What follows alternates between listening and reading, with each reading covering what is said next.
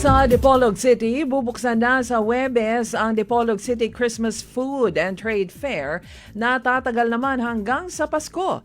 Ito ay tinawag na Pasko sa Ato 2025 at tatampukan ng mga tradisyonal na sayaw, caroling at palabas para sa ikasisiya ng lahat ng mga dadalo. Tampok din ang bentahan ng mga produktong lokal o mga pagkaing gawa sa Dipolog. Sa Zamboanga City, abot naman sa 21 million pesos na halaga ng smuggled cigarettes ang nakumpiska ng PNP sa lungsod. Huli din ang smuggler pero hindi kinilala sa report. Tinawag lang siyang isang 42 anyos na taga Kawakawa Village, Zamboanga City. Mula Sulu ang kontrabando na nakuha sa kanya at pinaniniwala ang gawa sa Malaysia at Indonesia.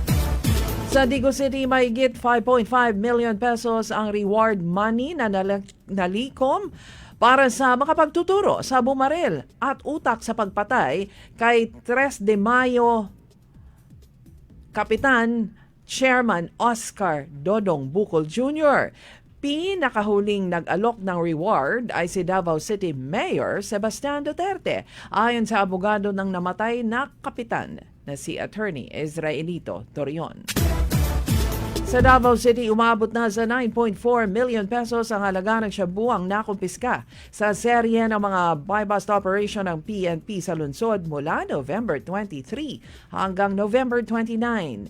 Ayon kay City Police Director Colonel Manan Muarip, nagkasa ang PNP ng 37 mga anti-drug operations na nagresulta naman sa pagkakahuli ng 41 katao, karamihan hindi taga Davao kundi dayo lamang sa lungsod.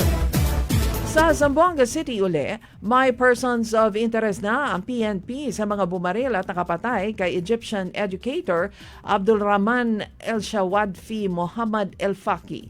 Nahagip ng CCTV camera sa mga kalsada ang mga bumaril habang bumibiyahe palayo sa crime scene hanggang alisin nila ang kanilang bonnet sa akalang walang nakasunod na pulis. Personal grudge ang nakikitang motibo sa krimen.